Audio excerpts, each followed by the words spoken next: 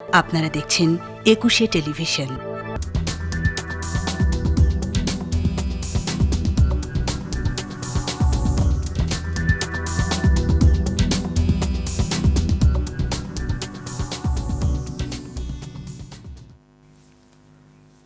প্রিয় দর্শক, সবাইকে স্বাগত জানাচ্ছি ইফেলি ২১ রাতের আজকের আলোচনা। আপনাদের সাথে আছে আমি রাজীব জামান।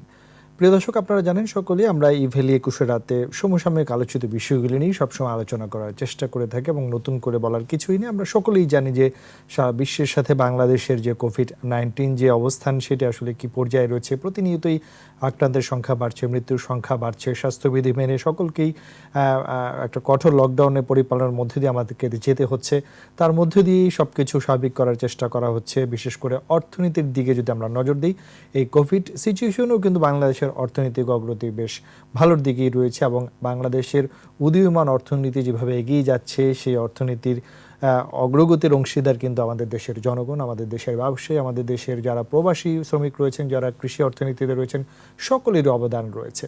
প্রতিনিয়তই বাড়ছে অর্থনীতি অগ্রগতির জায়গায় চ্যালেঞ্জ, বাজেট বাড়ছে, রাজস্ব আহরণের জায়গায় আসলে কতটুকু অগ্রগতি রয়েছে, যে লক্ষ্যমাত্রা প্রতিনিয়ত হচ্ছে সেটি আসলে কতটুকুই বা ব্যক্তি বা প্রাতিষ্ঠানিক জায়গায় রাজস্ব আহরণের জায়গায় আমরা সফল হচ্ছে, বা সমস্যাগুলোই বা কী, কেনই বা ব্যক্তি বা প্রাতিষ্ঠানিক রাজস্ব আহরণের জায়গায় আমরা আরও ভালোভাবে এগিয়ে যেতে পারছি না, সেই জায়গাগুলো নিয়ে আজকে আমরা কথা বলার চেষ্টা করব। যার কারণে আজকে আমাদের বিষয়বস্তু রয়েছে নিবন্ধিত কোম্পানি ও রাজস্ব আহরণ।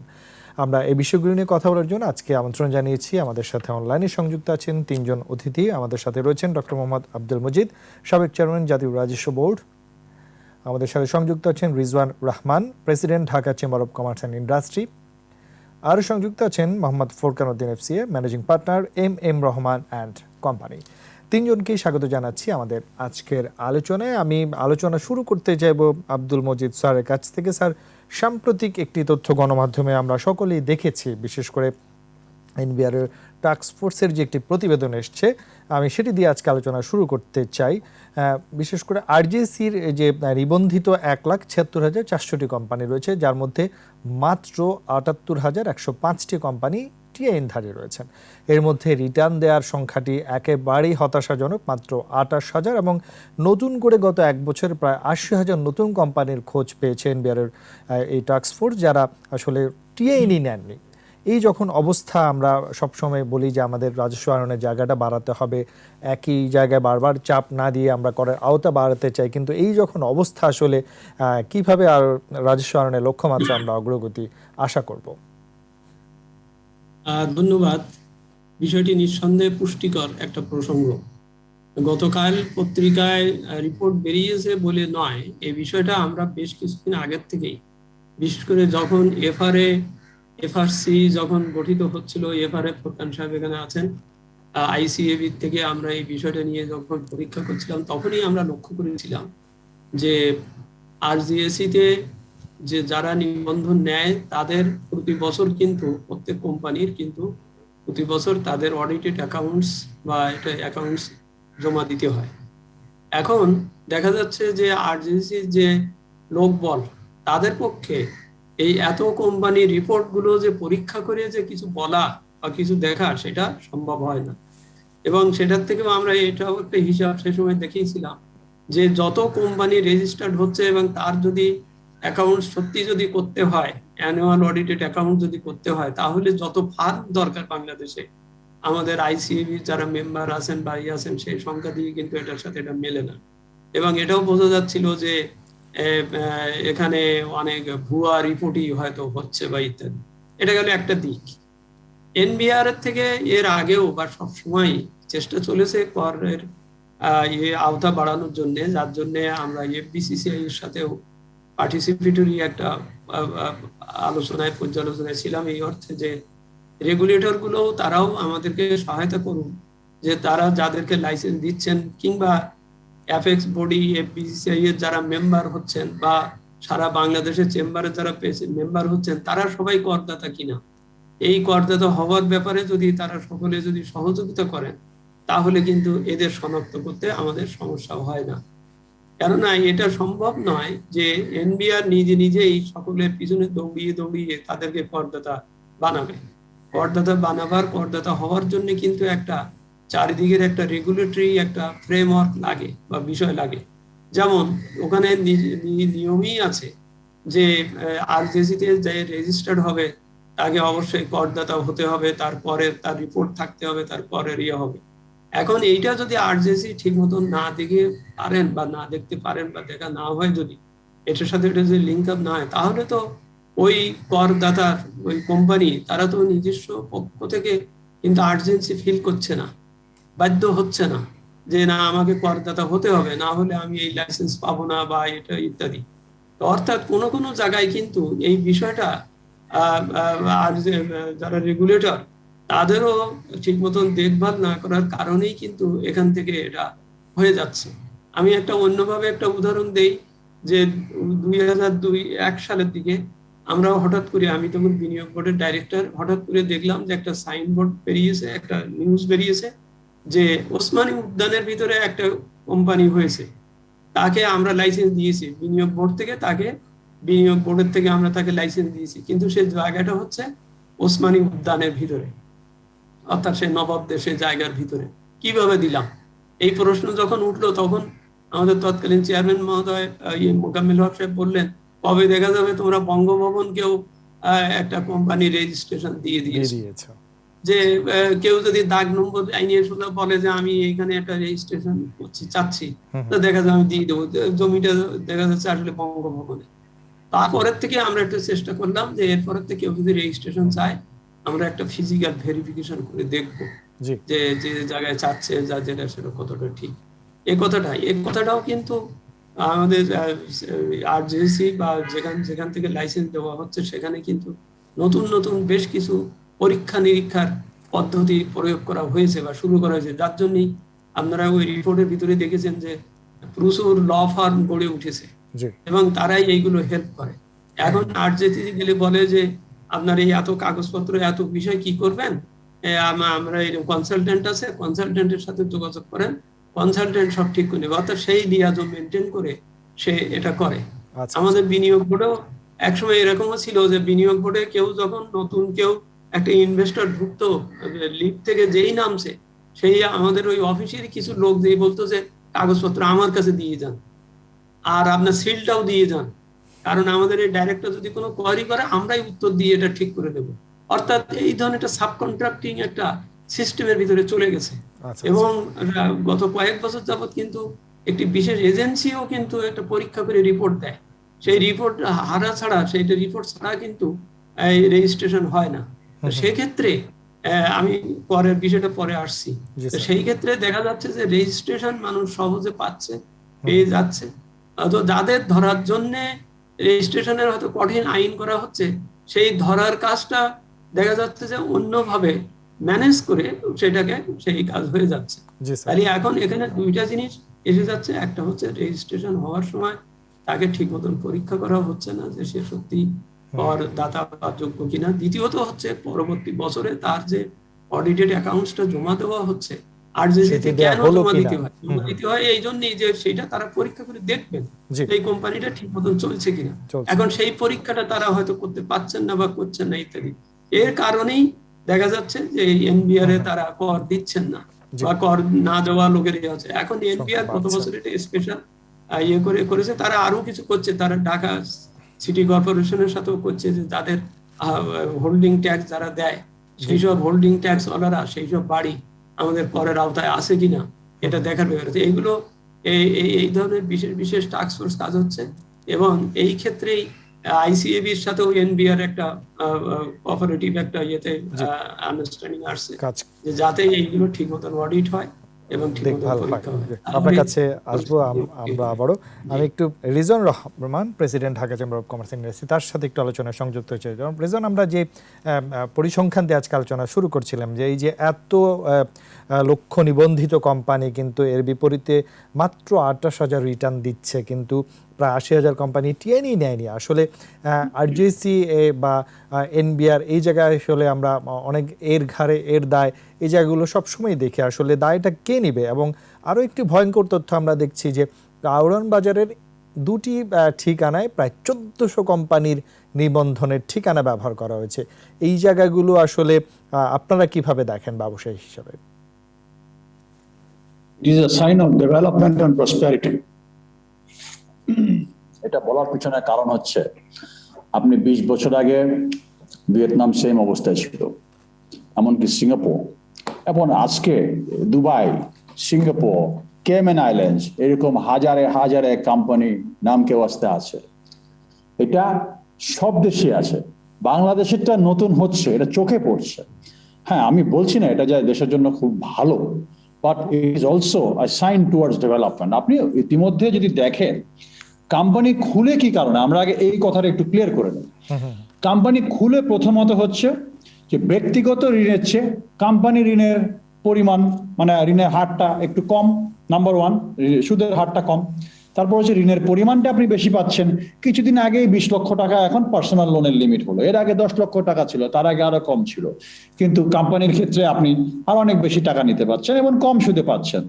এই কারণেই কিন্তু অনেকে বিভিন্ন ব্যক্তিগত কাজে, যেমন জমি কেনা, ফ্ল্যাট কেনা, ফার্নিচার কেনা, গাড়ি কেনা ইত্যাদি কাজের জন্য তারা কোম্পানির হিসাব স্বল্প মানে মানে একটু স্বল্প সুদে, মানে অধিক পরিমাণে যে মানে ব্যাংকের ঋণ নেওয়ার জন্য যে সকল ভুয়া কোম্পানি যেগুলো দেখছেন আপনি নিবন্ধিত হয়ে থাকে, এগুলো কিন্তু বেশিরভাগ ক্ষেত্রে তাই, যার বাস্তবে কোনো অস্তিত্বই নেই। এবং এই কোম্পানিগুলো অস্তিত্ব নেই, তাই মানে কর দেওয়ার একটা প্রশ্ন কিন্তু এখানে আসে না। এটা হলো প্রথম কথা। দ্বিতীয় কথা আপনাকে বলি, কিছু সুযোগ নন্দানী ব্যক্তি আছেন যারা ধরেন বিভিন্ন রপ্তানিমুখী শিল্পে কাজ করছে, সুযোগ পেলেই তারা কিন্তু একটা বিদেশি ক্রেতাকে বাগিয়ে নিয়ে রপ্তানিকারক মানে মানে একটা হয়ে যাওয়ার একটা মানে আশায় তারা থাকে সবসময়, তারা বাইং হাউস করে ফেলবে, এই জন্য তারা একটা কোম্পানি নিবন্ধন করে রাখে। এরকম কোম্পানি আপনি যদি দেখেন ডিটেলস প্রচুর হাজারে হাজারে পাবেন। এর থেকে কিন্তু 2-4 জন ব্যবসায়ী সফলতা লাভ করেছে, কিন্তু এর বাকিগুলো সফল হতে পারে নাই। তো তারা যতদিন না কোনো মানে সফলতার আলো দেখবে, তারা কোনোদিন এই কোম্পানিগুলোকে রেগুলারাইজ করবে না। এরকম অনেকে আপনি জানেন আজকে বৃহৎ শিল্পোদ্যোক্তা হয়ে গেছে, যারা কিন্তু এই বাইং হাউসের মাধ্যমে ওই একটা কোম্পানিতে চাকরি করে তারা এইভাবে শুরু করেছে। এটা হলো সেকেন্ড অপশন। এবং থার্ড হলো, যেহেতু এখন এই সমবায় বা এনজিও রেজিস্ট্রেশন পদ্ধতিতে অনেক জটিল হয়ে গেছে, এনএসআই ভেরিফিকেশন প্রয়োজন হয়, তাই এবারে 7 থেকে 10 জন মিলে যারা একটা সমবায় নিবন্ধন করে যে টাকা জমিয়ে ব্যবসা করত এবং স্বল্প পুঁজির জমি উন্নয়ন করত, এবং তারাও ধরেন এরা এখন কোম্পানি তৈরি করে বিকজ মানে তাদের ধরেন মানে এদের মধ্যে অধিকাংশই কিন্তু বিফল হয় এবং কোম্পানির অস্তিত্ব আলটিমেটলি থাকে না। তো এই যে জটিলতা, এই যে একটা মানে আপনার এনজিও করা বা ইয়ে করা, এই জন্য তারা কিন্তু কোম্পানির দিকে চলে যায়।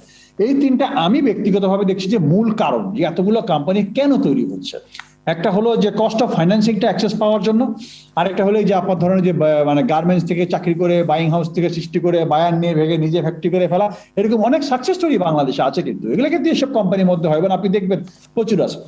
এখন ব্যর্থতা কোথায়? ব্যবসায়ীর ব্যর্থতা, হ্যাঁ ঠিক আছে, ব্যবসায়ী নিয়ত খারাপ, ব্যবসায়ী এখানে একটা মানে অন্যান্য সেভিংস এর জন্য আইনে কিন্তু কোনো বাধা নেই। আপনি কোম্পানির নামে লোন নিলে অনেক টাকা লোন নিতে পারছেন, ব্যক্তিগতভাবে লোন নিলে আপনি অনেক টাকা লোন নিতে পারছেন না। সেই সুবিধাটা আপনি করে দেন। এইদিকে কিন্তু ওই নাম্বার ওয়ান প্রবলেম যেটা হলো, সেই সলিউশনটা কিন্তু ওখানে হয়ে যাচ্ছে। আপনি ব্যক্তিগতভাবে তাকে সুযোগ করে দেন। একটা প্রোপ্রাইটারি কোম্পানি যদি ব্যবসা করতে পারে, একটা প্রোপ্রাইটার মানে কি? ইট ইজ অ্যান ইন্ডিভিজুয়াল, এটা জাস্ট নাম কে আসছে প্রোপ্রাইটারি, আপনি একজন ইন্ডিভিজুয়ালকে দেন, তখন সেই সমস্যাটা চলে আসবে। এরপরে আসেন আপনি আপনার কমপ্লায়েন্স এবং আপনার মনিটরিং। আপনি যখনই ওই আরজিএসসি তে আপনার রিটার্ন বলেন রিনিউয়াল করতে হয়, অনেক কিছু কিন্তু আমাদের প্রতি বছর রিনিউ করতে হয়, তখন কি আপনারা কোনো সময় দেখেন ট্যাক্স রিটার্ন জমা হয়েছে কিনা? এখন আমি একটা আপনাকে বলি, এই কিছুদিন আগেই আমাদের বাজেটটা গেল, আমরা তখন ওই বাজেট নিয়ে, আমাদের কর জাল নিয়ে, করদাতা নিয়ে অনেক কথাবার্তা হচ্ছিল। 70 লক্ষ 80 লক্ষ আমাদের কত না করদাতা, কিন্তু আপনারা এখন এই রিপোর্টটা বলছে যে আপনাদের করদাতা তো অর্ধেকটাই নাই এখানে। Number one. নাম্বার টু হচ্ছে যে এই কর জালটা বাড়ানোর জন্য এদের যখন রিনিউয়াল হবে তাদের থেকে আপনি রিটার্ন সাবমিশনটা চান, তাদের সাথে আপনাকে ইন্টিগ্রেট করে দেন। এই যে আমরা বেজা বিডা এদের যে ওয়ান স্টপ সার্ভিস করি, আমরা আরজেএসসি এনবিআর এদেরকে আমরা ইন্টিগ্রেট করতে পারছি না। এটা কিন্তু একটা সিম্পল ব্যাপার। আমরা তাদেরকে ইন্টিগ্রেশনে এনে তাদেরকে অটোমেটিক্যালি জবাবদিহিতার মতো নিয়ে আসি। আমি বলছি না যে আপনি বেসরকারি খাতকে প্রশ্নবিদ্ধ করবেন না, অবশ্যই করবেন, কিন্তু আপনাকে কিন্তু আরজেএসসি এনবিআর সবাইকে জবাব দিতে হবে। আমরা সবাই জনগণ, আমরা সবাই জবাব দিতে থাকবো দেশের। এইটা একটা গেল। আর আরেকটা হলো মোস্ট ইম্পর্টেন্টলি যেটা আমি আপনাকে বলবো, যে আমাদের ব্যবসা প্রতিষ্ঠান কতটা বাংলাদেশে। আমার এখনো মনে আছে 2008 সনে প্রয়াত আনিসুল হক সাহেব বিসিসিআই সভাপতি ছিলেন, তিনি বলতেন 3 কোটি ব্যবসায়ী। আজকে আমার নেতা জসিম ভাই বলছে 3 কোটি ব্যবসায়ী, ফ্যাক্টে কি? এখন আমি জানি আপনার ন্যাশনাল ইকোনমিক কনসেনসাস লাস্ট হয়েছে 2013 সালে। মজিদ ভাই please correct me if I am রং। 2013 সালে আমরা দেখলাম যে আমাদের 78 লক্ষ ব্যবসায়ী। এখন কোনটা ঠিক? সরকারটা ঠিক নাকি ব্যবসায়ীরা যেটা দাবি করছে সেটা ঠিক? হ্যাঁ, তো এই দাবিটা আপনি কনসেনসাসে আসেন, আপনি ডাটাবেস তৈরি করেন, এই পরিসংখ্যানটা আসলে কতটুকু কে বের করবে? যে এক্স্যাক্টলি, এই জন্য আপনাকে ডাটাবেস তৈরি করতে হবে। করোনা মহামারী যদি আপনাকে কিছু শিখিয়ে থাকে সেটা হলো আল্লাহর ওয়াস্তে একটা ডাটাবেস তৈরি করেন। ভ্যাকসিন ডাটাবেস বলেন, জনগণের ডাটাবেস বলেন, ইনফর্মাল সেক্টরের ডাটাবেস বলেন, এই ব্যবসায়ীদের database, actually registered genuine businessman এবং ইনফর্মাল বিজনেস সেক্টরে যেটা আছে সেটার একটা ডাটাবেস তৈরি করেন। তাহলে আপনার তথ্যগুলো সামনে চলে আসবে কে কোনটার জন্য দায়ী। আপনাকে ধন্যবাদ। জি ধন্যবাদ। আমরা অনেকক্ষণ ধরে আমাদের সঙ্গে সংযুক্ত আছেন Mohammad Forkan Uddin, managing partner MM Rahman and company. Furqan, আপনি শুনছিলেন আমাদের যে আজকে আলোচনার বিষয়বস্তু রয়েছে নিবন্ধিত কোম্পানি এবং রাজস্ব আহরণের যে জায়গাটি, এবং বড় একটি গ্যাপ। আমরা শুরুতে বলছিলাম 1,76,400টি কোম্পানি নিবন্ধিত, মাত্র 78,105টি কোম্পানি টিআইনধারী, এর মধ্যে মাত্র 28,000 কর দিচ্ছে, 80,000 নতুন কোম্পানি শনাক্ত হয়েছে যারা টিএনই নেননি। এবং সেই সাথে মজিদ স্যারও যেটি বলছিলেন, আমি যেটি বলতে চাই যে যারা অডিট যে সনদপ্রাপ্ত হিসাববিদরা যারা সার্টিফাই করেন বছরে 15 থেকে 16,000 করতে পারেন, তাদের পক্ষে এত করা সম্ভব নয়। তার মানে স্পষ্টতই বোঝা যাচ্ছে চিত্রটি কত ভয়ঙ্কর। এই বিষয়গুলোতে আপনার মতামত কি? আপনার পরের কথাটা দিয়ে আমি শুরু করি। চিত্রটি মোটেই ভয়ঙ্কর নয়। আমরা যে 16,000 করি সেটা যে আমাদের ক্যাপাসিটির অভাব তা নয়, এর বেশি আমাদের কাছে আসে না বলে আমরা করি না। তার মানে আমাদের সক্ষমতা আছে, অফকোর্স সক্ষমতা আছে। আমি মজিদ স্যারের কথার উত্তর দিচ্ছি, একটু পরে দিব, কারণ ওই কথাটাও রেফারেন্স উনি দিয়েছেন, আমি একটু পরে দিচ্ছি। প্রথমে আমি 3টা ভাগে কথা বলি, নিবন্ধন, ট্যাক্স এন্ড লোন। 3টা পার্সপেক্টিভ থেকে আমি কথা বলতে চাই। নিবন্ধনের পার্সপেক্টিভ থেকে আমি রিজওয়ান ভাইয়ের সুরেই কথা বলবো। কোম্পানি নিবন্ধিত হওয়া দোষের কিছু নয়, it's a good sign for any country. হোক সেটা এক জায়গার মধ্যে 500 company, it does not mean যে একটা 500 কোম্পানি একই রেজিস্টার্ড অ্যাড্রেস ইউজ করতে পারবে না, এই কথাটা ঠিক নয়। রেজিস্টার্ড ইউজ আর তার বিজনেস অ্যাড্রেস দুটো একরকম, এক জায়গায় নাও হতে পারে। এখন আমি কোম্পানি রেজিস্ট্রি করলাম ওই বিল্ডিং এর ভিতরে, আমার বিজনেস অ্যাড্রেস হতে পারে Motijheel. So it does not mean যে আমাকে রেজিস্টার্ড অ্যাড্রেসেই কোম্পানিটাকে ব্যবসা করতে হবে, এটা কিন্তু আইনে কোনো বাধ্যবাধকতা নাই। সুতরাং আমি বিষয়টা এসেছে যে 1400 কোম্পানির নাম এসেছে, তাদের কারোই অস্তিত্ব খুঁজে পাওয়া যায়নি। আমি আসছি, আমি বলছি যে কোম্পানি রেজিস্ট্রেশন অস্তিত্বের কথা আমি একটু পরে আসি। প্রথম প্রশ্ন হলো যে কোম্পানি রেজিস্ট্রেশনে আইনগত কোনো বাধা আছে কিনা? না, কোনো বাধা। দ্বিতীয় কথা হলো এক জায়গায় এতগুলো কোম্পানি করতে কোনো বাধা আছে কিনা? আইনগত কোনো বাধা নাই, কারণ এটা তো রেজিস্টার্ড অ্যাড্রেস। আমি বারবার বলছি registered address and business address দুটো আলাদা হতে পারে। থার্ড, অস্তিত্ব আছে কিনা, এটা অনেক বড় কোশ্চেন, বাট ছোট্ট করে বলি। আমি যদি বলি যে 1,74,000 কোম্পানি যেটা আমাদের রেজিস্টার আছে, it is more than that, it is not 174,000, it is around 200,000 company.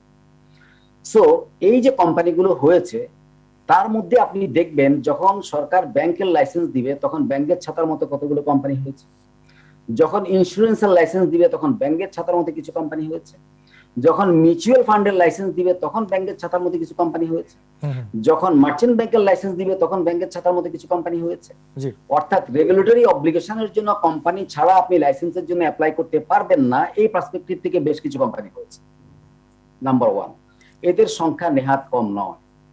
তাহলে এরা যখন লাইসেন্সটা পায় নাই তারা কিন্তু আর অপারেশনে নাই, কিন্তু সচেতনতার অভাব এবং প্রপার কনসালটেন্টের অভাবে, অথবা ওনাদের নেগলিজেন্সির অভাবে, অথবা বাংলাদেশের কনসালটেন্সির পরিবেশ তৈরি না হওয়ার কারণে, অথবা একটু রিজওয়ান ভাইয়ের সাথে কঠিন কথা বলি, বিজনেসম্যানদের হামবরা ভাবের কারণে, এই কয়েকটা কারণে ওনারা করে কি ওইটাকে আর বন্ধ করে না। কিন্তু উচিত হলো ওই কোম্পানিটাকে করার পরে ওনাদের চিন্তা করা উচিত। আমি মনে করবো এখানে বেশিরভাগ সময় ইগনোরেন্সটা কাজ করে। একটা কোম্পানি রেজিস্ট্রেশন করার সাথে সাথে তার কতগুলো অব্লিগেশন তৈরি হয়। তার প্রথম অব্লিগেশন তৈরি হয় এনবিআর, সেকেন্ড অব্লিগেশন তৈরি হয় আরজিএসসি, থার্ড অব্লিগেশন তৈরি হয় ব্যাংক, ফোর্থ অব্লিগেশন তৈরি হয় তার পার্সোনাল। অর্থাৎ একটা কোম্পানি করার সাথে সাথে যখনই সে পেইড আপ ক্যাপিটালটা পুশ করছে সেই ক্যাপিটালটা ব্যাংকের মাধ্যমে আসতে হবে। কিন্তু 99% কেসে এটা প্রথমে টাকাটা দেয়া হয় না, কোম্পানিটা হয়ে যাওয়ার পরে টাকাটা দেয়া হয়। Right. So in that cases একজন বিজনেসম্যানকে বুঝতে হবে যে আমার একটা কোম্পানি করার পর যে অব্লিগেশন গুলো তৈরি হচ্ছে সেটা তার জন্য কতটা প্রুডেন্সি ওয়াইজ কতটা কঠিন হতে পারে। সো এটা যদি ওনারা আন্দাজ করতে পারতেন তাহলে ওনারা এটাকে ফেলে রাখতেন না। সো এটাকে দুইভাবে দেখতে হবে, এই যে বললাম কনসালটেন্টের কাছে আসার অনীহা, মানসিকতা, ইগনোরেন্স। দুনিয়াতে একটা মানুষ জীবনে সবকিছু জানতে পারে না, প্রত্যেকটা কোনো না কোনো ভাবে ডিপেন্ড করতে হয় অন্য কারো উপরে। সো ওই জায়গাটার কারণে হয়, এবং ওনাদের ওখানে যারা চাকরি করেন সেখানে প্রপার লোক না থাকার কারণেও হয়। So there are many reason. এটা হলো প্রথম কথা। এই কারণে দেখা যাচ্ছে যে অনেকগুলো কোম্পানির অস্তিত্ব পাওয়া যায়, আর কিছু কোম্পানির অস্তিত্ব পাওয়া যায় না, যেটা রিজন ভাই ঠিকই বলেছেন যে ওনারা বিভিন্ন প্রয়োজনে কোম্পানি করে, সুযোগের সন্ধানে করে, সেই ধরনের কিছু কোম্পানি আছে। কিন্তু এই সুযোগের সন্ধানে কোম্পানিটা করতে গিয়ে যে কত কঠিন কনসিকুয়েন্স, এটা যদি ওনারা জানতেন তাহলে কিন্তু ওনারা এই কাজটা করতেন না। এখন বসেন যে ওনারা কেন জানেন না, কারণ এই কোম্পানিটা যিনি এখন ফরমেশন করেন উনি কিন্তু নিজেই কোম্পানিটা ফর্ম করেন না, এবং ওই ভদ্রলোক যদি কারণ বাজারের ভেজিটেবল বিজনেসম্যান হন উনি কিন্তু নিজে করেন না, উনি কোনো না কোনো কনসালটেন্টের কাছে যান। এখন ওই that consultant, each consultant does not mean a chartered accountant. No, most of the কেসে চার্টার্ড কাছে নাই, there are very few to the chartered accountants. তাহলে অন্য যাদের কাছে যাচ্ছে আইদার তারা মিসগাইড করছে অথবা তারা বুঝছে না, তখন কি করছে, তাকে এর কনসিকুয়েন্স সম্পর্কে সতর্ক করা হচ্ছে না। এখানে কিছু অভিযোগ আসে যে কোম্পানিগুলোর ক্ষেত্রে যে ব্যাংকে এক ধরনের তথ্য, এনবিএর এক ধরনের তথ্য, নিজের আরেক ধরনের তথ্য। জি, একটু পরে আসছি ওইটা। আমি জাস্ট নিবন্ধটা শেষ করি, 3টা ভাগে কথা বলছি। তাহলে আপনার ওই কারণেই আপনার কিছু কনসিকুয়েন্স গুলো ওনারা জানেন না বলে উনি কোম্পানিগুলো বন্ধ করেন না, কোনো উদ্দেশ্য করে থাকলেও পরে কোম্পানিটা করার সময় যদি আমি কনসিকুয়েন্সটা বলে দিই যে ভাই আপনি যে পারপাসে করছেন ভালো, কিন্তু যদি পারপাসটা সার্ভ না হয় কোম্পানিটা বন্ধ করে দিন, না হলে কিন্তু আপনার এই অব্লিগেশন গুলো আসবে। সো এইটা কিন্তু একটা ইস্যু আছে। সেকেন্ড হলো ট্যাক্স। কেন আমরা এতদিন পারি নাই? 2টা রিজন। ফার্স্ট রিজন, আমাদের প্রপার ফলো আপ হয়তো ওভাবে ছিল না, হয়তো কথাটা বললে ভুল হবে, ছিল না। কিন্তু আজকে আপনি খুব ভালোভাবে জানেন যে এনবিআর এর সাথে আরজিএসসির অলরেডি একটা অনলাইন প্ল্যাটফর্ম তৈরি হয়েছে, এবং সেখান থেকে তারা কালেকশন করছে কোম্পানিগুলো কত। প্লাস এনবিআর এর টাস্ক ফোর্সটা খুব নড়ে চড়ে বসেছে, তারা যথেষ্ট ভালোভাবে কাজ করছে, এই কোম্পানিগুলোকে খুঁজছে।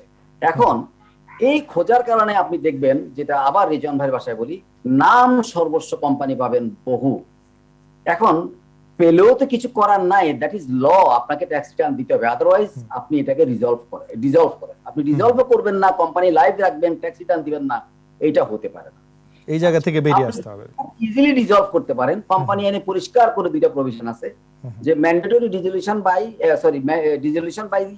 আপনার নিজে করতে পারেন, এবং আপনি কোর্টে গিয়ে করতে পারেন। সেটা খুব সহজ, এটা ডিজলিউশন করা যে খুব কঠিন বিষয় না, পাওয়া যায়। সুতরাং এটা শুধুমাত্র ইগনোরেন্সের কারণেই আমি মনে করি হচ্ছে, আর সদিচ্ছা ওনারা জানেন।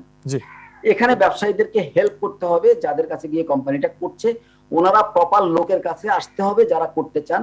ওনারা ওই 1 টাকা সেভ করার জন্য ভবিষ্যতে 50 টাকা 1 লাখ টাকা লস করেন, এটা হলো একটা। এন্ড পরের জায়গাটা আসলো ট্যাক্সে। এখন যেহেতু জিনিসটাকে নড়া চলে বসছে, তারা সেখানে এসে তারা এই কোম্পানিগুলোর সন্ধান পাচ্ছে। তার মধ্যে কি যতগুলো কোম্পানি সন্ধান পাচ্ছে সবগুলো কি নাম সর্বস্ব? Of course not. এর মধ্যে থেকে একটা পোর্শন নাম সর্বস্ব, একটা পোর্শনের কাছে অবশ্যই অনেক পরিমাণে কর আদায় করা যাবে। সুতরাং আমি মনে করছি এটা হবে না। এখন পরে কি হবে দেখেন, আমাদের আইসিএবির সাথে আরজিএসসির একটা এমওইউ খুব সহসা হবে, যেটা অলরেডি এনবিআর এর সাথে হয়েছে। জি, আমাদের বিরতিতে যেতে হবে, একটু ছোট করবেন। জি, সরি, বাংলাদেশ ব্যাংকের সাথে হয়েছে, এবং বিসেকের সাথে হয়েছে, এফআরসির সাথে হয়েছে, অর্থাৎ বাংলাদেশের সব রেগুলেটরি এজেন্সির সাথে কিন্তু আমরা অলরেডি এমওইউ সাইন করেছি। আপনারা জানেন আমরা একটা সিস্টেম রেডি করেছি, ডকুমেন্ট ভেরিফিকেশন সিস্টেম, যেটার মধ্য দিয়ে অডিট রিপোর্ট গুলোকে চেক করে নিতে হবে। তো যখন এই ঘটনাটা ঘটবে, এখন দেখা যাচ্ছে যে আরজিএসসি তে আজকে আপনি একটা কোম্পানি ফর্ম করলেন, বাধ্যবাধকতা আছে আপনাকে অ্যানুয়াল রিটার্ন সাবমিট করতে হবে, কিন্তু দেখা যাচ্ছে 10 বছরও একটা কোম্পানি করে না, পার পেয়ে যায়, কারণ ব্যাকডেটে অডিট রিপোর্ট সাইন করানো অনেক সময় হয়, যেটা এখন বন্ধ হয়ে যাবে, সম্ভব না, কারো পক্ষে ব্যাকডেটে গিয়ে অডিট রিপোর্ট সাইন করা সম্ভব নয়। আচ্ছা আর যদি ব্যাকডেটে যায় তাকে হাইকোর্টে যেতে হবে। সুতরাং আমি শিওর ব্যবসায়ীরা ওই রিস্ক নেবেন না। এখানে একটা বড় ধরনের সাপোর্ট পাবে, এনবিআর অটোমেটিকলি এখান থেকে একটা টাকা পেয়ে যাবে। আচ্ছা আচ্ছা। সেকেন্ড আসেন, আপনি বলেছেন যে ট্যাক্সে একটা, ব্যাংকে একটা, নিজের জন্য একটা, পকেটের জন্য আরেকটা যে অ্যাকাউন্টস গুলো হয় সেগুলোকে বন্ধ করার উদ্দেশ্যে এনবিআর এবং আইসিবি এই ডকুমেন্ট ভেরিফিকেশন সিস্টেম তৈরি করেছে। আচ্ছা। যার কারণে এখন যতগুলো ব্যাংকে লোনের জন্য অ্যাপ্লিকেশন করবে প্রত্যেকটা ব্যাংক বাধ্য যে ওই অডিট রিপোর্ট জমা পড়ার সাথে সাথে, প্রথম কথা হলো যে অডিট রিপোর্ট ছাড়া কোনো লোন ইস্যু করা যাবে না, এটা এফআরসি অলরেডি সার্কুলার দিয়ে দিয়েছে। সেকেন্ড হলো অডিট রিপোর্টটা জমা পড়ার সাথে সাথে তাকে ডিভিসিটা চেক করতে হবে যে is it really sign by a chartered accountant. আপনারা খুব ভালো করে জানেন যে স্ট্রিট সাইন বহু কোম্পানি কিন্তু ব্যাংকে পাওয়া যায় যেগুলি কোনো চার্টার্ড অ্যাকাউন্টেন্ট সাইন করে না। সো ওই জায়গাটা বন্ধ হয়ে যাবে, ওই জায়গাটা টোটালি বন্ধ হয়ে যাবে। এবং ব্যাংকে যারা লোনের জন্য অ্যাপ্লাই করছে তাদের মধ্যে বেশিরভাগ কোম্পানি হলো স্ট্রিট সাইন, বেশিরভাগ হলো স্ট্রিট সাইন। ওই জায়গাটা যখন বন্ধ হয়ে যাবে এই ডিফল্টিং কালচার কমে যাবে মারাত্মক রকম ভাবে, দেশের রেভিনিউ বেড়ে যাবে লাইক এনিথিং, বাংলাদেশের চেহারা হয়ে যাবে টোটালি অন্যরকম।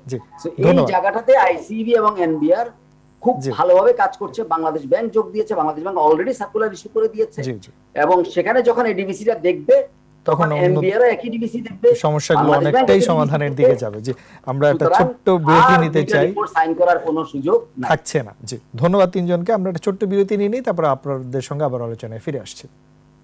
প্রিয় দর্শক, নিচ্ছে একটা বিজ্ঞাপন বিরতি, আমাদের সাথেই থাকুন।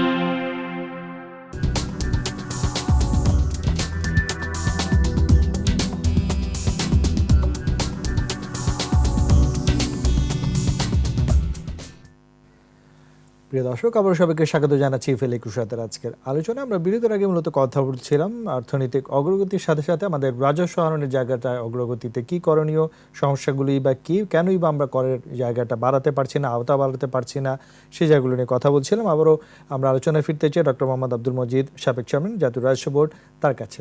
জনাব মজিদ, আমরা আলোচনার দ্বিতীয় ভাগে এসে যেটি আলোচনা শুনতে চাইব বা প্রত্যাশা করব যে সমস্যা আমরা অনেক আলোচনা করি, আসলে সমাধানের জায়গাগুলো কি? এই যে অর্থনীতির অগ্রগতি, আমাদের যে উন্নত দেশের দিকে আমরা ধাবিত হচ্ছি, আমাদের যে নানা চ্যালেঞ্জের সাথে সাথে এই জায়গাগুলো যে আমাদের বাড়াতে হবে, প্রাতিষ্ঠানিক বলি, ব্যক্তি করদাতা বলি, এটি অবশ্যই আমাদের একটা সুন্দর সেন্ট্রালাইজ একটা ব্যবস্থার মাধ্যমে যেতে হবে। আমরা যেন এক জায়গা থেকে সকল কিছু দেখতে পাই এবং হয়রানির জায়গাটাও আমাদের অবশ্যই কমিয়ে আনতে হবে, ভীতির জায়গাটা কমিয়ে আনতে হবে, আমরা যেন স্বতঃস্ফূর্তভাবে এগিয়ে আসতে পারি। এই জায়গাগুলো আমরা কি করতে পারি স্যার? স্যার, অডিওটি আনমিউট করতে লাগবে। আমার আগে রেজাওয়ান রহমান সাহেব এবং ফুরকান সাহেব কাছ থেকে আমরা কিন্তু অনেক কিছু জিনিস ভালোভাবে জানতে পারলাম, যে কি প্রেক্ষাপটে কোম্পানিগুলো গঠিত হয় বা কি কেন চলে না বা ইত্যাদি। এগুলো সবই খুব যুক্তিযুক্ত কথাবার্তা এবং প্রকৃত পরিস্থিতি। তবে ফুরকান সাহেব শেষের দিকে যেটা বলেছেন, স্বাভাবিক যে আসলে আমরা কিন্তু একটা ট্রানজিশনের মধ্যে আছি। আমাদের আগের এই ইন্টার এজেন্সিগুলোর মধ্যে যে যোগাযোগটা, যে লিয়াজো যেটা হওয়া উচিত ছিল, থাকা উচিত ছিল, সেটা হতে অনেক দেরিও হয়েছে আর কি।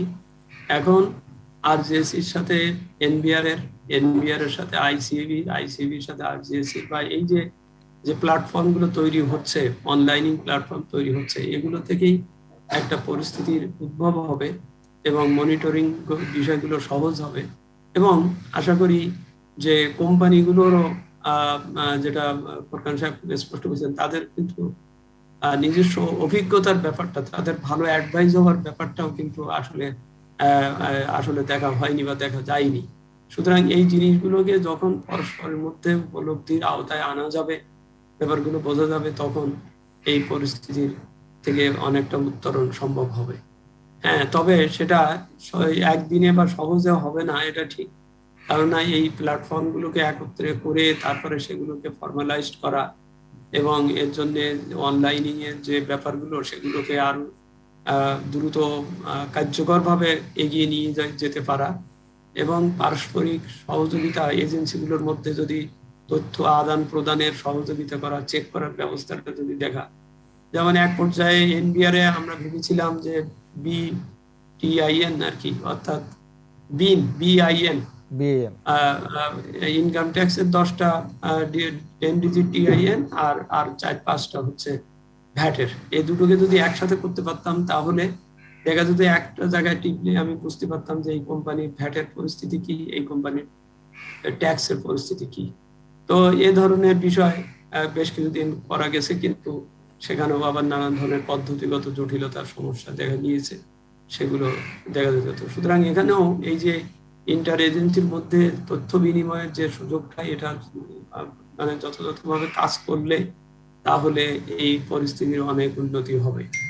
এবং আপনি দৃষ্টিভঙ্গির কথাটা বলেছেন, বা এর যেটা রেজওয়ান সাহেব খুব স্পষ্ট বলেছেন যে রেজিস্ট্রেশনের ওখানে কিন্তু এমন কিছু জটিলতা আছে বা দেখানো হয়েছে, যার জন্য ওই ব্যবসায়ীরা ওই বিভিন্ন কথিত ল ফার্মের কাছে যেতে বাধ্য হয়েছে, বা অথবা এটা ঠিক ফলো করবার ব্যাপারে তারা যথাযথভাবে প্রশিক্ষিত হতে পারেননি।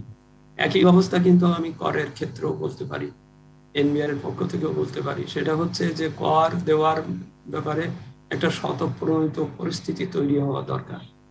স্বতঃপ্রণোদিত পরিস্থিতি তৈরি না হলে, যেমন আমরা 82 যেটা ইউনিভার্সাল অ্যাসেসমেন্ট যে সিস্টেমটা করা হয়েছিল, সেখানে করদাতাকেই সেই কভারটা দেওয়া হয়েছে, সে তার ডিক্লারেশন গুলো সেইভাবে দেবে, পরে সেটা অনেকটা অগ্রগতিও হয়েছে এই কাজ। এখানেও ওই রকম কর দেওয়ার ব্যাপারে এই যে রেজিস্ট্রেশন হওয়ার সাথে সাথে কর দেওয়ার ব্যাপারে প্রাথমিকভাবে যে জটিলতা, যে আশঙ্কাগুলো তারা ভোগ করে থাকেন, সেগুলোকে যদি মিনিমাইজ করা যায়, মিনিমাইজ করা গেলে পর সেগুলোকে যদি স্বতঃপ্রণোদিত করা যেতে পারে, তাহলে কিন্তু আপনি সহজীকরণ করা ছাড়া আপনি আইনের ভিতরে যত জটিলতা পড়বেন তত ওই আইন অ্যাভয়েড করবার পরিস্থিতি তৈরি হবে। আইন সবসময় হতে হবে ইনক্লুসিভ, হেল্পফুল, ফ্যাসিলিটেটিং। আইন হবে ফ্যাসিলিটেটিং, যাতে আইনের মাধ্যমে ওই আইনের ওই সুযোগটা তারা নিতে পারে। আর যদি আইনে দেখা যায় যে না, সেখানে আরো বেশি জটিলতা বাধার চেষ্টা চলবে, তাহলে তখন ওটা এড়িয়ে চলার পরিস্থিতি তৈরি হয়। সুতরাং এই দিক থেকেও লক্ষ্য রাখতে হবে যে আইনের বোধ আর জিএসিতে রেজিস্ট্রেশনের ক্ষেত্রে, একই সাথে এনবিআর এ কর দাতা হওয়ার ক্ষেত্রে, কর দেওয়ার ক্ষেত্রে, তারপরে যারা এটা দেখভাল করবেন ICAB বা আর যে প্রতিষ্ঠান, তাদের পক্ষ থেকেও সহযোগিতা দেওয়ার ক্ষেত্রে যদি একটা এনাবলিং এনভায়রনমেন্ট তৈরি হয় বা করা যায়, তাহলে আমি মনে করি যে এই পরিস্থিতির থেকে উত্তরণ সম্ভব হবে, এবং যত তাড়াতাড়ি হবে তত। কারণ সকলের কিন্তু উদ্দেশ্য একটাই থাকবে, এটা আমাদের অর্থনীতি, এই অর্থনীতিকে শক্তিশালী করতে হলে আমাদের যার যার জায়গা থেকে আমাদের এই দায়িত্ব পালন করতে হবে। তা না করলে কিন্তু আমরা পারস্পরিক সহযোগিতার ভিত্তিতে ছাড়া কিন্তু এককভাবে কোনো কিছু প্রয়োগ করে এটার থেকে সুফল পাওয়া যাবে না। সুতরাং আজকের এই আলোচনার থেকে বা এনবিআর যে ব্যবস্থা নিচ্ছে বা যে চেষ্টা করছে, যা ধরা পড়ছে, আরো ভবিষ্যতে ধরা পড়বে, অনেক ক্ষেত্রেই পড়বে, সেগুলো থেকে আমাদের এরকম একটা সমন্বিত দৃষ্টিভঙ্গি নিয়ে কাজ করতে হবে। আমার আইনের পদ্ধতিটাকেও হতে হবে, আবার একই সাথে এটা দেখভালের মনিটরিং এর ক্ষেত্রেও যেন ইন্টার এজেন্সির সহযোগিতার ব্যাপারটা যেন আরো বেশি সহজ বা স্পষ্ট হয়, সেটা করতে পারলে আমি মনে করি এটা উত্তরণটা সম্ভব। ধন্যবাদ স্যার আপনাকে। আমরা একটু Rezan Rahman, president Dhaka chamber of commerce and industry. Rezan ভাই, এই যে বিষয়টি দিয়ে আলোচনা শুরু করেছিলাম, আমরা চাই অবশ্যই একটি সহনীয় সুন্দর একটি পরিবেশ থাকবে, যেখানে ভয় ভীতি বা আমরা যে হয়রানি বলি সেগুলোর ঊর্ধ্বে গিয়ে স্বতঃস্ফূর্তভাবে এই জায়গাটা তৈরি হবে। আমরা রাজস্ব দিব, এনবিআর রাজস্ব নেবেন, কিন্তু সেই জায়গায় কর্পোরেট ট্যাক্স কালচার, আমাদের ব্যক্তি কর্পোরেট ট্যাক্স কালচার, এই জায়গাগুলো আসলে কতটুকু আমাদের যুগোপযোগী আছে, এবং এই জায়গাটাই বা আপনারা কি প্রত্যাশা করেন রাজস্ব আইনের জায়গাটা আরো কিভাবে সুন্দরভাবে আমরা এগিয়ে নিতে পারি? অটোমেশন, এক শব্দ শেষ করে দিলাম, অটোমেশন ছাড়া কোনো বিকল্প নাই। আপনি যদি মনে করেন ব্যবসায়ী মন খুলে ট্যাক্স দিবে, আমি সেটা বলবো না। আপনি যদি মনে করেন এনবিআর এর কর্মকর্তারা হ্যারাসমেন্ট করবে না, সেটা আমি বিশ্বাস করব না। আপনি অটোমেটেড করে ফেলেন, তাহলে জবাবদিহিতে একটা কম্পিউটারের কাছে থাকবে। এটা হলো আমার সিম্পল সলিউশন। কেননা বেসরকারি খাত সবসময় সরকারি খাতকে দোষারোপ করবে, সরকারি খাত সবসময় বেসরকারি খাতকে দোষারোপ। এটা আপনি বাংলাদেশে কেন, দুনিয়ার কোনো প্রান্তে এটা নাই। আপনি যদি অটোমেটেড করে ফেলেন, একটা কম্পিউটারের মাইক্রোচিপ কাউকে হ্যারাস করতে পারে, ব্যবসায়ীর তখন ট্যাক্স ফাঁকি দেওয়ার কোনো স্কোপ নাই। It's automated and it will be interlinked with every step of your life. তারপর কোনো চয়েস নাই এখানে, আপনি চয়েসটা দিয়েন না। আর আমি যখন যাই ট্যাক্সটা দিতে বা রিটার্ন সাবমিট করতে বা হিয়ারিং এ, তখন আমি ব্যক্তিগতভাবে যখন একটা কর্মকর্তার হাতে পড়ি, সেটা এখানে সবাই জানেন যে আমাদের এক্সপিরিয়েন্সটা কেমন হয়। It's not very welcoming. So I don't feel welcome when I go to pay my taxes. So আমার কথা হচ্ছে যে ঠিক আছে, আমরা সরকারি সমস্যার সমাধান করতে পারছি না, বেসরকারি সমস্যার সমাধান করতে, এটাকে অটোমেটিক্যালি ইন্টিগ্রেট করে দেন। এটাকে আপাতত কোনো চয়েস নাই, by the order of the president. আমরা বলি না যেখানে কোনো মানে ডিকটেশন নাই, কোনো আর্গুমেন্ট নাই, কোনো ডিবেট নাই, it has to be done, simple. এইটা একটা জিনিস। এইটা হলো একটা। আরেকটা হলো যে আপনার এই যে বললাম যে কোম্পানি ট্যাক্স এবং পার্সোনাল ট্যাক্স, তারপরে আপনার কোম্পানি লোন, পার্সোনাল লোন, এই যে বৈষম্যটার কারণে যে মানুষ কোম্পানি খুলতে বাধ্য হচ্ছে, ওই কোম্পানিটা কিন্তু is not intentional of doing a company. এখন আমি আপনাকে বলতে পারি আমার মোট 9টা কোম্পানি, 2টা company are not in operation. আমি কিন্তু ওই কোম্পানিগুলোর ট্যাক্স তো দিতে হচ্ছেই, আমার এই কোম্পানিগুলোর ব্যবসা নেই, কিন্তু আমার রিটার্ন জমা হচ্ছে, আমার এই কোম্পানির ইনকাম আছে, ওই কোম্পানির রিটার্ন জমা দিতে হচ্ছে আমার, ওই বিকজ ওই কোম্পানিতে কিছু জেনুইন ইনভেস্টমেন্টস আছে, আমার ইন্টেনশন ইজ ডিফারেন্ট। আমাদের একটা রাবার ফ্যাক্টরি ছিল, সেটা 80 দশকে বন্ধ হয়ে গেছে, কিন্তু তার সাথে আমাদের কিছু প্রপার্টি ইনভলভ, তার সাথে আমাদের অন্যান্য কোম্পানির শেয়ার হোল্ডিং ইনভলভ। এই জন্য that company is activated. It was east Pakistan rubber industries, যেটা ন্যাশনালাইজ হয়ে গেছিল, পরে প্রাইভেটাইজ করেছি আমরা। তো এটা দলিল ইস্ট পাকিস্তান আমলে, এবার আমরা we are renewing for the right reasons. আবার অনেক কোম্পানি ফোন করেছি যেটা আমরা ব্যবসা করতে পারিনি, যে ইন্টেনশনে ব্যবসা করার কথা ছিল, সেখানে আমরা রিটার্ন সাবমিট না করার পরে ওই 3 বছর পরে আমরা কোম্পানি ওয়াইন্ড আপ করে দিয়েছি। ওয়াইন্ড আপ করানোর সময় যেটা হয় আপনার, এই যে আসলে কনসালটেন্টের কথা ফোরকান ভাই যেটা বলছিল, আমি কনসালটেন্ট শব্দটা না ইউজ করে লেটস বি ফ্র্যাঙ্ক, যে শব্দটা আমাদেরকে এখন ওপেন ইউজ করতে হয়, দালাল। স্টক এক্সচেঞ্জের মানে সরি কি জয়েন্ট স্টক কোম্পানিদের এখানে দালাল ছাড়া কোনো কাজ হয় না, ঠিক আছে?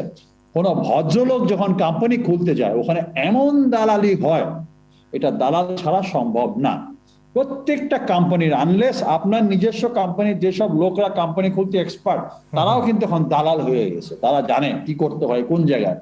এখন আমি হয়তো একটা চার্টার্ড অ্যাকাউন্টেন্টকে এঙ্গেজ করতে পারি, কিন্তু আপনি you cannot expect a small investor like Mr. Mohammad Furqanuddin কে এঙ্গেজ করবে, সম্ভব না। It's not possible for them to সকলের পক্ষে তো সেটাই সম্ভব না। Exactly, and my point is যে এই ছোটখাটো কোম্পানিগুলোর ক্ষেত্রে কিন্তু ওই কনসালটেন্ট গুলা কোনো সময় এঙ্গেজ করে। আপনি যদি এখন দেখেন, ওই যে একটা কোম্পানি আপনি বললেন, একটা প্রথম আলোর রিপোর্ট আমি নিজেও দেখেছি 1 আগস্টে 1400 কোম্পানি এক বিল্ডিং এর মধ্যে, তাজ ম্যানশন না কি যেন একটা, হ্যাঁ। আপনি ওই যে একটা ঠিকানা যে আছে, ওই ঠিকানাকে ধরেন, আগে ঠিকানাকে দিয়ে শুরু করেন। কিন্তু এটা কে দেখবে রেজাম ভাই? এটা কার দেখার দায়িত্ব আসলে? আমরা এনবিআর বলছে, নিবন্ধন করেছে কে? আরজিএসসি তাদের কি সেই সক্ষমতা কি আমরা দেখবে?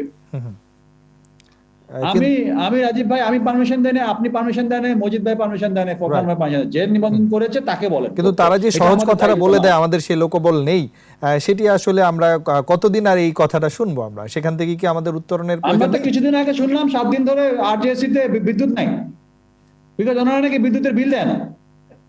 তো এখন আপনি আমাদের কাছে বলে লাভ নাই, আমরা তো এগুলো জবাব আপনাকে দিব না। আপনি কি আমাদেরকে ওখানে বসাতে পারবেন? আমাদেরকে ওখানে অবজারভার স্ট্যাটিস্ট হিসাবে একটা বোর্ড গঠন করে দিবেন প্রাইভেট সেক্টরকে, দেন আমরা আছি, আমরা প্রস্তুত, we are ready to solve the problem. আমাদেরকে ইনভলভ করতে হবে সেখানে, কিন্তু সমস্যা নেবেন আমাদের থেকে, সমাধান করবেন ওনারা, এটা তো হবে না, তাই না? সমস্যা বেসরকারি খাতে আছে, আই ফুললি অ্যাকনলেজ দ্যাট। সরকারি খাতে বিভিন্ন জায়গায় বিভিন্ন সমস্যা আছে, এবং এই সমস্যাগুলো কোনো মূল সমস্যা না, ইটস ভেরি সিম্পল। আপনি এটাকে সিম্পলি অ্যাড্রেস করতে পারেন যদি আপনার ইচ্ছা থাকে, আপনি সেটাকে করতে পারেন। এগেইন আমি বলছি, এই করোনা যদি আপনাদেরকে অটোমেশন না শিখিয়ে থাকে তাহলে আমি জানি না কি অটোমেশন শিখাবে আমাদেরকে। আমরা সবাই আজকে ভার্চুয়ালি আপনার শোতে আসতে পেরেছি, আমরা কিন্তু 2 বছর আগে চিন্তা করিনি যে আপনি আমাদেরকে ভার্চুয়ালি দাওয়াত করবেন। So my point is adapt to the situation, তাদেরকে অটোমেটেড হতে হবে। এবং আমি জানি সরকারি খাত জবাবদিহিতার আওতায় পড়তে চায় না, বেসরকারি খাত জবাবদিহিতার আওতায় পড়তে চায় না, এই জন্য আমি বলছি অটোমেট করে দেন। অটোমেশনের মধ্যে হয়ে গেলে কারো কোনো চয়েস থাকবে না, ওই যে বললাম না, বাই দি অর্ডার অফ কেউ কাউকে দোষ দিতে পারবে না, তাহলে আপনার সব সমস্যার সমাধান হয়ে যাবে। Thank you. আমরা সেই প্রত্যাশায় রাখবো। আমরা শেষ দিকে মোহাম্মদ ফোরকান উদ্দিন আপনার কাছে যেটি জানতে চাবো, যে আমরা আলোচনা শুরু করছিলাম, অবশ্যই আমরা চাই একটি সুন্দর পরিবেশের মধ্য দিয়ে ব্যক্তি বা প্রাতিষ্ঠানিক রাজস্ব আইনের জায়গাটা আমরা বাড়াতে চাই, সেটি দেশের স্বার্থে, আমাদের স্বার্থেই। সেখানে সরকারকেও যেরকম ভূমিকা রাখতে হবে, আমাদেরকেও এগিয়ে আসতে হবে। তবে তার জন্য চাই, যেটি রিজওয়ান ভাই বলছিলেন, যে সুন্দর একটি পরিকল্পনা, সুন্দর একটি সিস্টেম আমাদের অবশ্যই চালু করতে হবে, যেখানে স্বচ্ছতা, জবাবদিহিতা সব কিছুই থাকবে। সেই জায়গাটা আমরা কিভাবে এই জায়গাটা উত্তরণ আশা করব? আচ্ছা, এখানে আমি ওই আবার বলি, রিজওয়ান ভাই যেটা বলেছেন, অটোমেশন এন্ড অটোমেশন। আপনি খেয়াল করে দেখেন, ছোট্ট একটা সিস্টেম আমরা করে দিয়েছি, ডকুমেন্ট ভেরিফিকেশন সিস্টেম, দেশের চেহারা বদলায় দিবে। আইসিবি যেটা করে দিয়েছে আর এনবিআর এর সাথে একসাথে যৌথভাবে দেশের চেহারা বদলিয়ে দিবে। কেন কিভাবে বদলাবে আমি আবার একটু রিপিট করছি। আপনি খুব ভালো করে জানেন যে 48,000 রিটার্ন জমা পড়ে রাফলি এনবিআর, তার মধ্যে only 16,000 report audited by the chartered accountants, যেটা সক্ষমতার অভাব নয়, আসে না। তাহলে এই সাইনগুলো কারা করছে? এই আমার রিজওয়ান ভাইয়ের মতো ব্যবসায়ীরা হয়তো অনেক সময় জানেন না। কেন জানেন না? ওনাদের এখানে কোনো একজন সো কল কনসালটেন্ট আছেন, উনি কোত্থেকে সাইন করে এনে এনবিআর জমা দিয়ে দিচ্ছেন, এটা দেখভাল করার কেউ নেই, বিকজ অফ উনি খবর নেন না ওনার অডিটরকে। সো এটা কিন্তু বিজনেসম্যানদের দায়িত্ব, ওনার অডিটর কে, এবং এই জিনিসটাকে বন্ধ করে দিচ্ছে আমার এই ডকুমেন্ট ভেরিফিকেশন সিস্টেম। এটা আর করতে পারবে না, 1 নাম্বার। 2 নাম্বার, ঠিক একই রকম ভাবে আজকে আমাদের একজন ব্যবসায়ী ভাই মনে করবে ওনার 5 কোটি টাকা লোন দরকার, যাবে একজন XYZ কনসালটেন্টের কাছে, সে বলবে ওকে ভাই আমি ব্যবস্থা করে দিচ্ছি, যাবে ব্যাংকের কাছে, ব্যাংক কিছু অ্যাডভাইস দিবে, ভাই এরকম ফিগার করেন, আরেকজন করবে এটা করেন, বাস street sign, drop it to the bank, loan is fine. But bank জানে না এই অডিটরকে, কোম্পানি জানে না এই অডিটরকে, because of that report has not been signed by a chartered accountant. So that is now mandatory. Any report must be signed by a chartered accountant, subject to এখানে আমাদের ব্যাংক কোম্পানিগুলোকে সিরিয়াস হতে হবে এবং চেকটা করতে হবে যে এই সিস্টেম আজকে আমরা করে দিয়েছি এনবিআর এর সাথে যৌথ উদ্যোগে, সেই সিস্টেমটাকে ব্যাংক কমপ্লাই করতে হবে টোটো ভাবে। এবং আমরা যখন ব্যাংক অডিটে যাব, আমরা অফকোর্স দেখব যে তারা এই ডিবিসি চেক করে ওই রেসপেক্টিভ লোককে লোন দিয়েছেন কি না। যদি সেটা না করে থাকে, অবশ্যই আমাদের রিপোর্ট কোয়ালিফাইড হবে এবং ওনার ব্যাংক ট্রাবলে পড়বে। সুতরাং এই যে একটা চেইন তৈরি হয়েছে, এই যে একটা সিস্টেম তৈরি হয়েছে, এবং সেটাকে সরকার ভালোভাবে অ্যাকসেপ্ট করেছে এবং প্রত্যেকটা রেগুলেটরি অর্গানাইজেশন অ্যাকসেপ্ট করেছে, শুধু বাকি আছে আরজিএসসির সাথে। আরজিএসসির সাথে আমরা কাজ করছি, কারণ আপনি খেয়াল করে দেখেন, কিন্তু আমার যেখান থেকে প্রথম যাত্রা শুরু, সেখানেই যদি আমি সবশেষ হই, তাহলে কিভাবে এগোবো আমরা? না, আমরা শেষ হচ্ছি কোথায়? আরজিএসসি থেকে তো আমি প্রথম শুরু করলাম, সেখানে যদি আমরা আমি আপনাকে বলি, আমাদের আরজিএসসি থেকে শুরু করব কখন, কি জন্য করব? আরজিএসসি তে এখানে খুব বেশি একটা ইম্পর্টেন্ট নয়। এই যে ট্যাক্সের ইস্যুতে, ব্যাংক লোনের ইস্যুতে, ব্যাংক লোন এবং ট্যাক্সের ইস্যুতে আরজিএসসি কিন্তু সিরিয়াস ইস্যু নয়। সেটা ঠিক আছে। এখানে আরজিএসসি ইস্যুটা হলো অন্য জায়গায়। কিভাবে, কেন আমরা আরজিএসসির সাথে করব? আপনি খেয়াল করে দেখেন, আরজিএসসির ফুল ডাটাবেজ যদি আমাদের থাকে, সেটা কিন্তু এনবিআর এর সাথে আমাদের লিংক করা আছে। উনি পেয়ে যাবেন, ব্যাংক পেয়ে যাবে, সব পেয়ে যাবে। এবং আরজিএসসি তেও যখন রিটার্ন গুলো সাবমিট করতে হয়, আমি আবার বলছি ভাই একটু খেয়াল করেন, প্রত্যেকটা কোম্পানিকে, অনেকগুলো, সরি ভুল বললাম, বেশ কিছু কোম্পানিকে দেখা যায় আরজিএসসি তে বছরের পর বছর রিটার্ন জমা দেয় না, 5-10 বছর ধরে রিটার্ন জমা দেয় না, দো ইট ইজ ম্যান্ডেটরি, কিন্তু ওই পরে জরিমানা দিয়ে জমা দেয়। এই স্কোপ 1 ডিসেম্বর 2020 থেকে ক্লোজড, বন্ধ হয়ে গেছে। অর্থাৎ জুন 2021 যেসব অ্যাকাউন্টস গুলো ক্লোজ হবে এবং 31 ডিসেম্বর 2020 যেসব অ্যাকাউন্টস গুলো ক্লোজ হয়েছে, কোনো অবস্থাতেই আর ব্যাকে যাওয়ার সুযোগ পাওয়া যাবে না। আচ্ছা, ক্লোজড। তাহলে আরজিএসসি রিটার্ন গুলো সব আপডেট হয়ে যাবে। যখন আরজিএসসি রিটার্ন গুলো আপডেট হয়ে যাবে, অটোমেটিক্যালি আরজিএসসি এর রেকর্ডটা ঠিক হয়ে যাবে। যখনই আরজিএসসি এর কাছে রেকর্ডটা ঠিক হয়ে যাবে, এনবিআর সঠিক ডাটা পাবে এনবিআর যখন সঠিক টাকা পাবে, বাংলাদেশ ব্যাংক সঠিক টাকা পাবে, বাংলাদেশ ব্যাংক যখন সঠিক টাকা পাবে, সরকার ট্যাক্স পাবে। Right. এবং কি হচ্ছে দেখেন, ট্যাক্সে দেখাচ্ছি আমি 10 টাকা রেভিনিউ, ব্যাংকে লোন বাড়ানোর জন্য আমি দেখাচ্ছি 15 টাকা রেভিনিউ। রাইট, তাতে করে বিজনেসম্যান পড়ছে চরম বিপদে। বিজনেসম্যান হয়তো জানেও না, তার কনসালটেন্ট অ্যাডভাইস দিয়েছে, উনি এই কাজ করে বসছেন, কিন্তু চরম বিপদে পড়ছেন। কারণ ওই অ্যাকাউন্ট যদি কাউকে ট্যাক্স টান দেয়, সে তো 15 টাকা রেভিনিউ ধরে আপনাকে ট্যাক্স করবে, because that has already been audited and you put your sign as a management. Then ওই বিজনেসম্যান তো নিজের পাটাকে নিজেই গর্তের মধ্যে ফেলে দিচ্ছে। জি, সুতরাং আমাদের ব্যবসায়ী ভাইদেরকেও যেমন সতর্ক হতে হবে, ভালো কনসালটেন্ট, আমি আবার বলছি, উনি চার্টার্ড অ্যাকাউন্টেন্টের কাছে না আসতে পারো, বিয়ে করতে না পারো, কিন্তু ভালো কারো কাছে কিন্তু যান। আমাদের ফার্মগুলোর ব্যবসায়ীরা আমাদের যদি- কত সক্ষমতা আছে একটু কি ধারণা দিবেন? এই যে আমাদের- আপনি বলছিলেন আমি 15 থেকে আপনাকে বলি, 16,000 হয়, আরো সক্ষমতা আছে। আমাদের 2000 চার্টার্ড অ্যাকাউন্টেন্ট আছে, 2000, হুম, হুম, রাইট? জি, আমরা প্র্যাকটিসে আছি অনলি 350, আচ্ছা, বাকিরা কিন্তু চাকরি করছে। হুম, হুম, কালকে যদি দেখা যায় যে 16,000 না 1 লাখ কোম্পানি ট্রুলি অডিট হচ্ছে, কেউ প্র্যাকটিসে চাকরিতে থাকবে না, they will be in practice. কারণ প্র্যাকটিসে আসলে এখন তাদের পয়সা নাই, তখন তারা পয়সা পাবে, আসবে। তাতে করে আপনার সক্ষমতার কোনো ঘাটতি নাই, আমার আচ্ছা, কাছে স্টক আছে। চার্টার্ড অ্যাকাউন্ট ডাক্তাররা যেরকম চাকরি করার জন্য ডাক্তারি পাস করে না বেসিক উদ্দেশ্য, আমরাও চার্টার্ড অ্যাকাউন্টেন্ট বেসিক উদ্দেশ্য চাকরি করার জন্য করি না, প্র্যাকটিসের জন্য করি। কিন্তু কখন করি চাকরি? যখন আমি প্র্যাকটিসের থেকে চাকরিতে ফিল্ডটা ভালো দেখি। আচ্ছা, যখন প্র্যাকটিসের ফিল্ডটা ভালো হবে, গভর্নেন্স তৈরি হবে, তখন তারাও কিন্তু এখানে আসবে। হুম, হুম, হুম, তখন অটোমেটিক্যালি যে সক্ষমতার কথাটা বারবার জি। বলা হচ্ছে, যেটা আমার মোদি স্যার শুরু করেছিলেন, জি। Which is not properly, which is not correct, because of the scenario is different. আমার কাছে স্টক আছে, সুতরাং আমরা সাপ্লাই দিতে পারবো, কিন্তু আচ্ছা, আসতে হবে প্রপার চ্যানেল থেকে। জি, So, আমরা এই শেষ যে দিকে প্রপার চ্যানেল একেবারে থেকে আসার যে ব্যবস্থাটা, সেটা আমরা এনবিআর এবং আইসিবি যৌথ উদ্যোগে করে দিয়েছে। কারণ আপনি জানেন, যখন এই যে আইসিবি প্রতিষ্ঠা বঙ্গবন্ধু শেখ মুজিবুর রহমান 1972 সালের রাষ্ট্রীয় প্রেসিডেন্সিয়াল অর্ডার নাম্বার 2 দিয়ে পরে, কতটা প্রায়োরিটি দিয়ে উনি করেছেন, কত গুরুত্ব উনি বুঝেছেন, সেই গুরুত্বটাকে দিয়েই কিন্তু আজকে আমরা এই সিস্টেমটাকে তৈরি করে দিয়েছি, যাতে করে দেশ এবং জাতি এবং ব্যবসায়ী ভাইয়েরা সবাই যাতে উপকৃত হয়। এখানে কিন্তু আমরা ব্যবসায়ী ভাইদেরকে উপকৃত করার চেষ্টা করেছি। কারণ ওই যে কথাটা আজকে রেজন ভাই বললেন যে দালাল, এই দালাল যারা আছে তারা যাতে ওনাদের ক্ষতি করতে না পারে, ওনারা যাতে প্রপার অ্যাডভাইস পান, সেই ব্যবস্থা আমরা করে দিয়েছি। কিভাবে করে দিয়েছি? এখন ওনারা চাইলেও দালালের কাছে যাইতে পারবে না, উনি আমার কাছে আসতে হবে। যখন আমার কাছে আসবেন, উনি খারাপ অ্যাডভাইস পাবেন না, আমি অন্তত ফিউচার সম্পর্কে ওনাকে কম বেশি বলে দিব। আর যারা খারাপ অ্যাডভাইস করতে চাবেন, আজকে না হোক কালকে এই সিস্টেমের মধ্যে দিয়ে ধরা।